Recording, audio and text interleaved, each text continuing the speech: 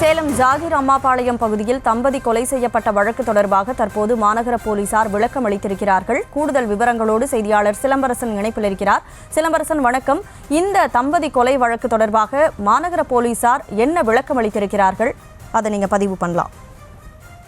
நிச்சயமாக சேலம் சூரமங்கலம் காவல் நிலையத்துக்கு உட்பட்ட ஜாகிர் அம்மாபாளையம் பகுதியில் பாஸ்கரன் வித்யா தம்பதியினர் இரட்டை படுகொலையானது நேற்று மாலை நடைபெற்றிருந்தது.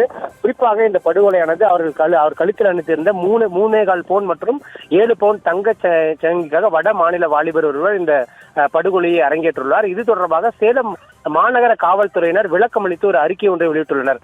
குறிப்பாக இந்த கொலை சம்பவம் நடைபெற்ற 6 மணி நேரத்திற்குள் சம்பந்தப்பட்ட எதிரியை கைது செய்ய உள்ளதாக விளக்கம் அளித்துள்ள இவர்கள் இந்த பகுதியில் ஏற்கனவே அந்த சூரமங்கலம் ஜாகிர் அம்மாபாளையம் பகுதியில் அந்த மளிகை கடை நடத்திய இந்த தம்பதியினர் அந்த கழுத்தில் அணிந்திருந்த 7 பவுன் மற்றும் 3 பவுன் இந்த 10.25 பவுன் தங்க நகைக்காகவே இந்த வட மாநில வாலிபர் பீகாரிலிருந்து வந்து கடந்த 15 ஆண்டுக்கு முன்பு பீகாரிலிருந்து வந்துள்ளார். மேலும் அதே பீகாரிலிருந்து வந்து இந்த பகுதியில் 30 வருடங்களாக 35 வருடமாக பணியாற்றி வந்த சுனில்குமார் என்பவரின் மகளை திருமணம் செய்து கொண்டு 3 குழந்தைகளுடன் அதே அந்த ஜாகிர் அம்மாபாளையம் பகுதியிலேயே வசித்து வந்துள்ளார். இவர் அந்த மளிகை கடைக்கு அவ்வப்போது சென்று வந்ததாகவும் அப்போது இந்த கழுத்தில் தங்க நகை அந்த மூதாட்டி அணிந்திருந்தது தெரிய வந்ததும் அந்த தங்க நகைக்காகவே இந்த கொலையை அரங்கேற்றியுள்ளார். இது தொடர்பாக நேற்று மாலை இந்த இரட்டை படுகொலை சம்பந்தமாக பெரும் பரபரப்பு ஏற்படுத்தியிருந்தது.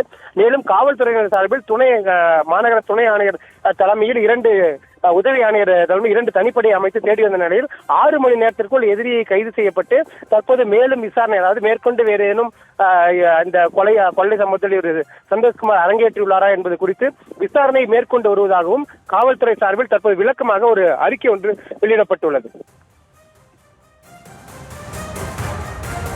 விவரங்களுக்கு நன்றி சிலம்பரசன்.